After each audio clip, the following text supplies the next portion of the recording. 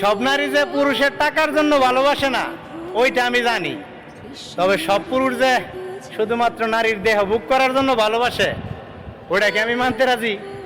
সব পুরুষ যদি শুধু নারীর দেহের জন্য ভালোবাসতো তাহলে 500 টাকার বিনিময়ে পতিতালয়ে যায় নারীর দেহটারই, কিন্তু বছরের পর বছর তার ভালোবাসার মানুষের জন্য অপেক্ষা করতো না, এমনকি লক্ষ টাকা খরচ করে নেশা পানি কইরা ভিতরে থাকা কলিজাটারে ফুইরা খার খার করতো না।